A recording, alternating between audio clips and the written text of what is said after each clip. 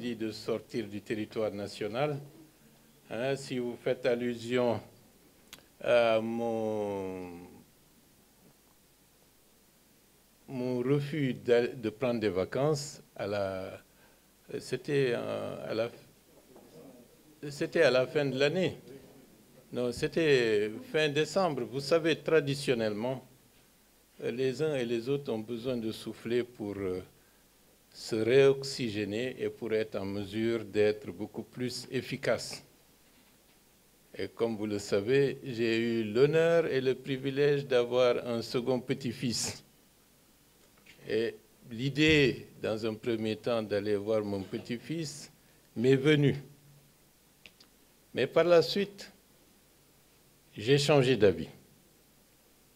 Parce que la situation qui prévalait, avec tout ce qu'on entendait à gauche et à droite, il y avait même un de vos confrères qui s'appelle Abdoulatif Gawal, qui se complaît à raconter des tas de choses par-ci, par-là, comme quoi il y avait d'autres programmes qui étaient attendus et que je partais pour ne plus revenir. Mais heureusement que je n'étais pas parti, parce que sinon ça allait encore leur donner du grain à moudre. Donc ce sont des rumeurs qui ne sont pas fondées et dans un certain sens, lorsque j'ai vu tout le faisceau de rumeurs par la suite, j'ai dit heureusement que je ne suis pas parti parce qu'ils avaient préparé quelque chose. Mais pour être plus sérieux, le combat politique dans ce pays se fait maintenant à travers des réseaux sociaux. Il y a des gens qui ont des journalistes, entre guillemets, mercenaires, pour les entretenir et pour, de manière régulière, conforter des positions de certains, alimenter des rumeurs qui déstabilisent, qui ne sont fondées sur absolument rien du tout. D'ailleurs, même à l'heure actuelle, il y a une rumeur qui prospère, que telle région veut coûte que coûte qu'il y ait un Premier ministre issu de la région pour qu'il y ait un soutien conditionné à la candidature éventuelle du président de la République. Je pense que les gens doivent aussi avancer dans la réflexion. Nous n'allons pas organiser les assises nationales. Nous n'allons pas demander à tirer les leçons du passé pour revenir à chaque fois avec les mêmes mécanismes mentaux du moins, pour dire il faut tel pour telle région pour soutenir. Ça, c'est le monde de M. Alpha Condé. Et M. Alpha Condé n'est plus le président de la République. Donc, il faut que les gens changent de mindset. Le changement de paradigme, ce n'est pas une chose évidente. Les gens vivent dans le passé tout en étant physiquement dans le présent. Et ce qui fait qu'ils sont en arrière-plan. Changeons de paradigme. Le général Mamadi Doumbouya, lorsqu'il a pris sa responsabilité le 5 septembre 2021, il n'a pas demandé la permission de qui que ce soit. Oui ou non? Donc, et le processus politique engagé est un processus politique qui a été mûrement réfléchi et qui correspond à la vision du général Mamadi Doumbouya. Et cette vision, c'est une Guinée où on ne fonctionne pas au gré des sentiments ethniques ou des sentiments régionaux. Mais je dois dire que ce n'est pas facile de changer les choses. Lorsque certains voulaient que nous soyons en 2025, certains, dans leur esprit, sont toujours en 2010. Les choses ne vont pas revenir en arrière. Ceux qui veulent aider le général Mamadi Doumbouya doivent, surtout s'ils sont en situation de responsabilité, avoir des résultats. Lorsqu'on a fait l'immersion, un peu partout, dans les 3 régions que nous avons visitées, il y a un sentiment général de satisfaction.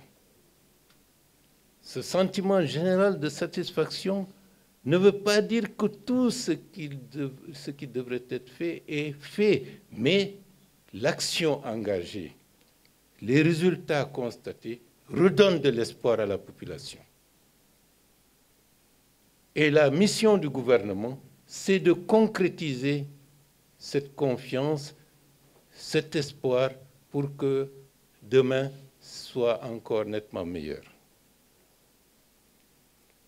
Et ce que les gens doivent savoir également, ma logique et ma conviction politique convergent parfaitement avec la logique et la conviction du président de la République. C'est une fusion de deux dynamiques qui, par le temps, se sont retrouvés. Et je dois dire, pour ceux qui ont oublié, que j'avais dit bien avant le 5 septembre 2021 qu'il y aura une transition. Et cette transition est là aujourd'hui. Et ce que nous sommes en train de faire comme programme, ce n'est pas quelque chose qui nous vient, disons, de l'extérieur, c'est-à-dire que quelque chose que des gens ont rédigé pour dire c'est ça et ça. C'est notre conviction intime depuis des années et des années. Donc, le couple président de la République, Premier ministre, dans le contexte actuel, c'est un couple unique et un. Notre objectif est de transcrire dans la réalité les fondements qui sont dans le cadre de la vision politiquement exprimée par le président de la République et concrètement réalisée avec le Premier ministre et le gouvernement. Donc, il faut que les choses soient claires. Nous sommes un attelage qui constitue le socle avec lequel la transformation de la République de Guinée va se faire. Maintenant, les élections, c'est une étape importante. Mais la fusion du couple président de la République et Premier ministre, dans le contexte historique actuel, n'est pas quelque chose, disons, le fruit du hasard, c'est une unicité et nous allons poursuivre dans cette voie. Je ne suis pas, par nature, quelqu'un qui extériorise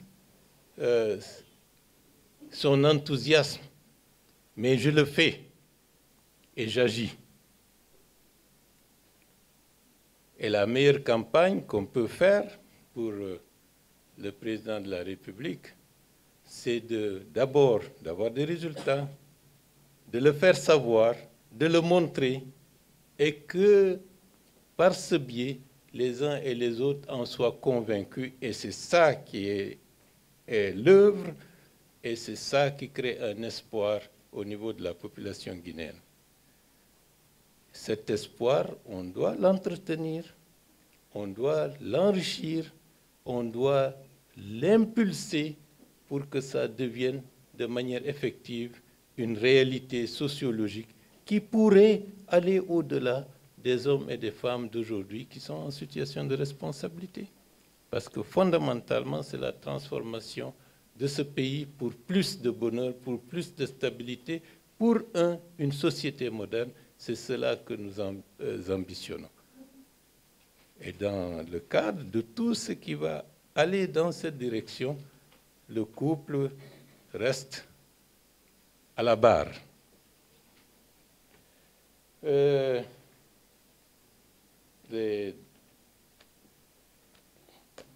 Les questions concernant EDG. Je pense que le ministre de l'Énergie se chargera très rapidement de tenir un point de presse et une conférence pour expliciter tous les efforts qui sont en train d'être faits. L'année dernière, il a failli se retrouver complètement handicapé à vie. Tellement il y avait la pression, mais il y avait aussi son engagement d'être partout où c'était nécessaire. Cette année, il est relativement tranquille. Cela ne veut pas dire que tous les problèmes sont résolus. Au contraire, nous ambitionnons de faire en sorte que d'ici la fin de l'année, que la Guinée sorte définitivement du déficit énergétique et au contraire, être un pays en capacité d'exporter de l'énergie. Je pense qu'il faut lui laisser le temps de manière plus structurée pour qu'il ait largement le temps de développer ce qui est fait. Et ce que nous allons faire au bout de l'année, les gens se rendront compte que ce qui va être fait en moins de 18 mois sera nettement au-delà de ce qui a été fait dans le secteur de l'énergie depuis l'indépendance. Nous allons faire en sorte d'avoir 1 giga au moins supplémentaire en ce qui concerne la question énergétique. Et je dois, pour ceux qui ne le savent pas, pour la première fois de l'existence de EDG, le mois dernier, ils ont atteint un niveau de collecte, disons, des paiements qui n'avaient jamais été atteints depuis que EDG est EDG. Donc, les réformes vont se poursuivre et nous allons les encourager. Les compteurs prépayés, les compteurs totalisateurs et la gouvernance de EDG. J'ai bien entendu la question concernant, disons, des stagiaires qui restent stagiaires pendant 10, 15 ans ou même plus. C'est une situation sur le plan de l'audit social de EDG dans le cadre des réformes qu'il doit prendre en compte. J'avais un certain monsieur Camara qui venait faire le relevé habituel à mon domicile. Il était pendant près de 15 ans un bénévole au niveau d'EDG, ce qui n'est pas du tout admissible dans le cadre d'une société étatique qui doit respecter des principes.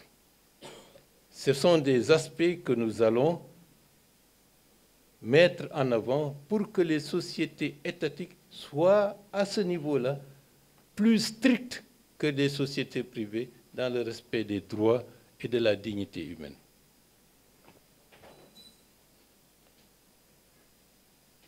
Bon, en langue, les questions sont revenues, mais je vous invite à mon bureau, on va parler, que ce soit en pulaar. Et je dois dire que pour ceux qui ne le savent pas, l'effort que nous sommes en train de faire pour que l'ensemble de nos compatriotes puissent accéder à l'information à travers les langues de leur choix. Nous allons développer ça. Et vous savez que la primature a une publication en malinké de bonne facture et une publication en pulaar qui est très représentatif. Et j'ai informé la cellule de communication que dans les prochains jours, il y aura 2 personnes qui vont s'ajouter à l'équipe pour utiliser nos langues nationales.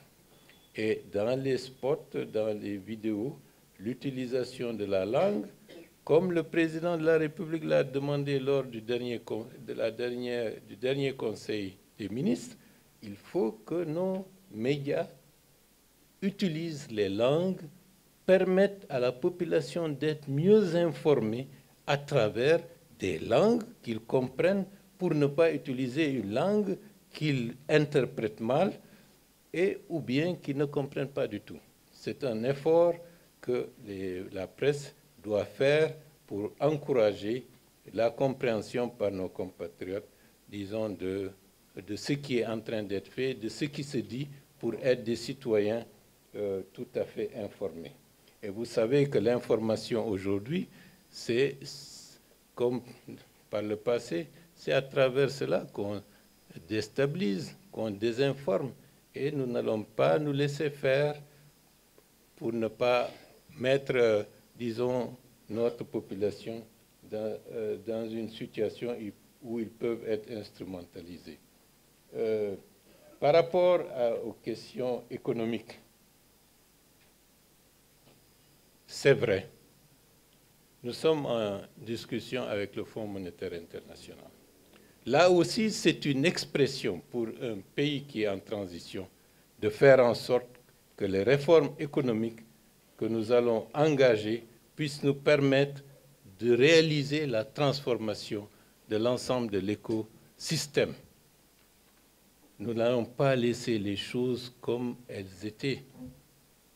D'où la nécessité, pour conforter notre volonté d'améliorer la gouvernance économique, de s'adosser sur des conseils d'institutions appropriés qui peuvent nous apporter une certification pour que la Guinée, sur le plan économique, soit mieux vue, pour être en capacité d'encourager des investisseurs étrangers à faire confiance à la Guinée. C'est cela qui permettra de créer de nouvelles richesses, de créer de l'emploi et de répondre à l'attente de la population dans sa globalité. Les discussions continuent, ce sont des discussions ardues. Nous allons, vaille que vaille, tout mettre en œuvre pour que nous puissions concrétiser un accord dans les prochaines semaines, Inch'Allah. L'immersion campagne électorale. Le général Doumbouya, en fonction de ce qui sera adopté par la Constitution, s'exprimera le moment venu pour savoir s'il est candidat ou pas. Mais vous ne devez pas ignorer que le Premier ministre, chef du gouvernement, sera en phase avec le président de la République. Donc, il faut que vous le sachiez. C'est clair et net.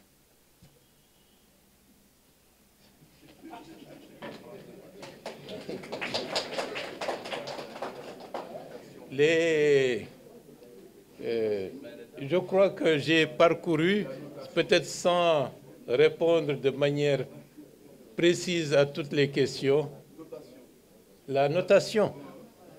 La notation, cela va de soi. Vous ne pouvez pas avoir la notation si vous n'avez pas un programme avec le Fonds monétaire, si vous ne respectez pas les critères de meilleure gouvernance, de transparence. Donc, toutes les questions se recoupent. Et c'est pour permettre à la Guinée d'avoir une capacité de faire appel à des marchés financiers. C'est tout cela que nous sommes en train de créer, l'écosystème, les paramètres permettant pas à pas, demain, à ce que la Guinée puisse être un pays qui pourrait faire des appels de fonds au niveau du marché financier international. Mais vous ne pouvez pas espérer avoir cela sans être en capacité, disons, d'avoir un programme avec le Fonds monétaire. Donc, il y a une cohérence absolue. On ne peut pas vouloir une chose en négligeant les paramètres de base qui vous permettent de l'atteindre.